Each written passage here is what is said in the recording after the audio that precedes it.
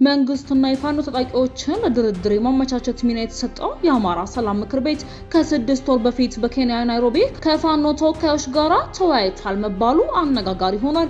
ይህንን መረጃ እናካፍላችኋለን። የአሜሪካና የኢራን ፕሬዝዳንቶች የተኩስ አቁም ስምምነቱን ተፈራረሙ። ትራምፕ ግን ዳግም ጥቃት ሊጀምሩ እንደሚችሉ እያስጠነቀቁ ይገኛሉ። 75 የምርጫ ክልሎች የቀረቡ ቅሬታዎችና ማስረጃዎች ውድቅ ተደርገዋል።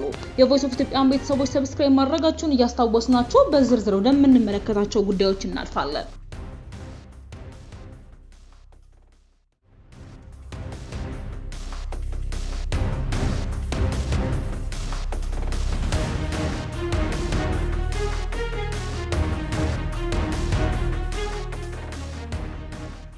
የፋኖ ተወካዮች በናይሮቢ ተደራድረዋል።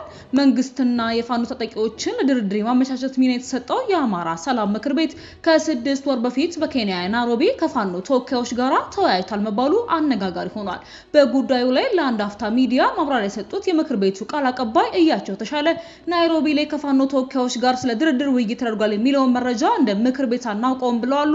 የምክር ቤቱ የተወሰኑ አባላት ከ6 ወር በፊት ለአቅም ግንባታ ስልጠና በናይሮቢ ኬንያ ተገኝተው የነበረ ቢሆንም ከፋኖ ተወካዮች ጋር ስለ ድርድር ያደረግነው መደበኛ ውይይት አለመደረጉን ገልጸዋል። ምክር ቤቱ ዲፕሎማቲክ ማህበረሰቡን ጨምሮ የተለያዩ አካላትን የሚያገኝ ቢሆንም የፋኖ ታጣቂዎች ውክልና ካልሰጡ ማንኛውም አካል ወኪል አድርገን ልናነጋግር አንችልም ብለዋል። ነገር ግን እንደ ድርድር አመቻች አካል ሌሎች መንግስት ዲፕሎማቲክ ማህበረሰቡንና ሌሎች ባለድርሻ አካላትን እንደሚያነጋግረው ሁሉ ከፋኖ ጋር ግንኙነት ካላቸው አካላት ግንኙነት የሚያደርግበት አግባብ መኖሩንም ጠቁመዋል። ይሁን እንጂ የምክር ቤቱ ሚና የአደራዳሪነት ሳይሆን የአመቻችነት ስለሆነ መንግስትም ይሁን የፋኖ ታጣቂዎች ውክልና ያልሰጡትን አካል እንደ ወኪል አናነጋግርም ብለዋል። ናይሮቢ ላይ ተደረገ የተባለው የድርድር ውይይት የምክር ቤቱን አባላት የአቅም ግንባታ ስልጠና ከአውድ ውጪ የተወሰደበት መረጃ መሆኑን ቃል አቀባዩም ገልጸው ሌላው ከምክር ቤቱ ጋር በተያያዘ የተሰራጨው መረጃ ምክር ቤቱ 200 የፋኖ ታጣቂዎችን የሰላም አማራጭ እንዲቀበሉ አመቻችቷል የሚለው ሲሆን ቃል አቀባዩ ለአንድ አፍታ ሚዲያ በሰጡት ማብራሪያ እንደ ድርድር አመቻች ገለልተኛ አካል ምክር ቤቱ እጅ በማሰጠት ውስጥ እጅ የለበትም ብለዋል። 75 የምርጫ ክልሎች የቀረቡ ቅሬታዎችና ማስረጃዎች ውድቅ ተደረጉ። የኢትዮጵያ ብሔራዊ ምርጫ ቦርድ 7ኛውን ጠቅላላ ምርጫ አስመልክቶ ትላንትና ማምሻውን በሰጠው መግለጫ 75 የምርጫ ጣቢያዎች ላይ የቀረቡ ቅሬታዎችን ውድቅ ማድረጉን ገልጾ የቦርዱ ቅርንጫፍ ጽሕፈት ቤት ማስተባበሪያ የሥራ ኃላፊ 129 ከፖለቲካ ፓርቲዎችና የግል እጩዎች የቀረቡ ቅሬታዎችና ቤቱታዎች ላይ ምርመራ ማድረጉን ገልጿል።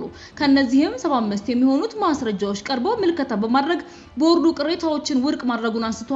በ10 የምርጫ ክልሎች ላይ የቀረቡ ቅሬታዎች ቀሪ ሲደረጉ በሃላባ አንድ የምርጫ ክልል የድምጽ ቆጠራ በድጋሚ እንዲካሄድ መወሰኑን ተናግረዋል። ቀሪዎቹ 43 ቅሬታዎች እስከ ነገ ውሳኔ የሚተላለፍባቸው ናቸው ብለዋል። 4 የህግ ባለሙያዎች ሲኖሩ ከቀረቡ ቅሬታዎች መካከል መራጮች አንድ ፓርቲ እንዲመርጡ ጫና ማሳደር፣ የፖለቲካ ፓርቲዎች የምርጫ ጣቢያ እንዳይገቡ እንዲሁም በድምጽ ቆጠራ ላይ እንዳይሳተፉ መከልከልና እድሜያቸው ያልደረሱ ታዳጊዎች ድምጽ እንዲሰጡ ተደርጓል የሚሉ ቅሬታዎች መቅረባቸውን ገልጸዋል። የቀረቡ ቅሬታዎች ላይ ምስክሮችን መስማት፣ የሰነድና የቪዲዮ ማስረጃዎችን መመልከትና ቅሬታ የቀረበባቸው አስተዳደርና የምርጫ አስፈጻሚዎች ምላሽ እድል በመስጠት ቅሬታዎቹ ላይ ምልከታ ተደርጓል ብለዋል። የቮይስ ኦፍ ኢትዮጵያ ቤተሰቦች ዳግም ሰብስክራይብ ማድረጋችሁን እያስታወስናችሁ ወደ ውጭ ወደዝንላችሁ ዘገባዎች እናልፋለን። የአሜሪካና የኢራን ፕሬዝዳንቶች የተኩስ አቁም ስምምነት ተፈራርመዋል። ትራምፕ ግን ዳግም ጥቃት ሊጀምሩ እንደሚችሉ ያስጠነቀቁ ይገኛሉ። አሜሪካና ኢራን ጦርነቱን ለማቆም በፕሬዝዳንቶቻቸው መካከል የተፈረመውን የጊዜያዊ ስምምነት ይዘት ዓርብ ዕለት ይፋ አድርገዋል። የአሜሪካው ፕሬዝዳንት ዶናልድ ትራምፕ ግን ኢራን የገባችውን ቃል የማታከብር ከሆነ ጥቃቶች ዳግም ለመጀመርና የኢራን ባለስልጣናትን ለመግደልም ዝተዋል። በፈረንሳይ ከሌሎች የዓለም መሪዎች ጋር በቡድን ሰባው ጉባኤ ላይ የተሳተፉ ያሉት ትራምፕ ቀደም ሲል የኢራንን የባለስቲክ ሚሳኤሎች ሙሉ በሙሉ ለማጥፋት ቁርጠኛ የነበሩ ቢሆንም አሁን ላይ ግን ቴህራን የባለስቲክ ሚሳኤሎች እንዳይኖራት ማድረግ ኢፍትሃዊ ነው በማለት በመጀመሪያ ደረጃ ኢራንን ለማጥቃት ካስቀመጣቸው ምክንያቶች መካከል ቢያንስ አንዱን አንስተዋል። ትራምፕ በሰጡት ጋዜጣዊ መግለጫ ላይ ስለ ኢራን ሲናገሩ ስምምነቱን ከጣሱ ክፉኛ እንደበደባቸዋለን፣ ይህ እንዲሆን ግን አንፈልግም፣ ስምምነቱን እንዲያከብሩ ነው የምሻው ብለዋል። የአሜሪካና የኢራን ተደራዳሪዎች በሚቀጥሉ 60 ቀናት ውስጥ ዘላቂ የተኩስ አቁም ስምምነት ላይ ለመድረስ እየሰሩ ባሉበት በዚህ ወቅት ትራምፕ ኢራናውያንን ብልህ ህዝቦች ሲሉ የጠሯቸው ሲሆን ይህ ሂደት በመካከለኛው ምስራቅ ሰላምን እንደሚያሰፍንና የነዳጅ ዋጋ እንደሚቀንስ ተስፋ ማድረጋቸውን ገልጸዋል።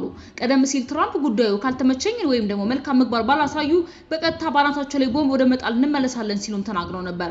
የኢራን መሪዎች ለቀረበባቸው አዲስ ዛቻ ምላሽ ያልሰጡ ሲሆን እንደ አውሮፓውያን አቆጣጠር በ1979 የእስላማዊት ሪፐብሊክ ከተመሰረተች በኋላ በአሜሪካና በኢራን ፕሬዝዳንቶች በጋራ የተፈረመ የመጀመሪያው ተብሎ የታመነበት የስምምነት ፎቶግራፎችም ይፋ አድርገዋል። ስምምነቱን በተመለከተ የተሟላ ስዕል ማግኘት የሚቻለው በሚቀጥለው አርብ ይካሄዳል ከተባለው ይፋ የፊርማ ስነ ስርዓት በኋላ መሆኑን ሲንግ ይናገራል። ይናገራሉ። ስምምነቶቹ እስካሁን በአብዛኛው እየተገለጹ ያሉት የመግባቢያ ሰነድ በሚለው በተለይም በኢራኖች በኩል እና መረዘም ላለ ጊዜ የመቆየት ነገሩ አሁን በጥያቄ ውስጥ ያለ ሲሆን በመሆኑም ሁላችንም ትኩረት ማድረግ ያለብን በያዝነው ሳምንት መጨረሻ ቀጠሮ በተያዘለት ይፋ የስምምነት ፊርማ ስነ ስርዓት ላይ ነው ተብሏል። እንደተባለውም በሚቀጥሉት ቀናት ይፋ ከተደረገም የስምምነቱን ዝርዝር ነጥቦች መመርመርም አለብን ብሎ ተናግረዋል። የአፍሪካ ህብረት ኮሚሽን ሊቀመንበር መሐመድ አሊ የሱፍ ሰሞኑን ባወጡት መግለጫ ዩናይትድ ስቴትስ እና ኢራን ይፋ ያደረጉትን ስምምነት በደስታ እንደሚቀበሉት ገልጸው ሁለቱም ወገኖች ለስምምነቱ ሙሉ በሙሉ መተግበር ቁርጠኝነታቸውን እንዲያሳዩም ጥሪ አቅርበዋል። የቮይስ ኦፍ ኢትዮጵያን ቤተሰቦች ዳግም ሰብስክራይብ ማድረጋችሁን እያስታወስናችሁ በሌላ አዲስና ወቅታዊ መረጃዎች ዳግም እስክንገናኝ ድረስ በደህና ቆዩ።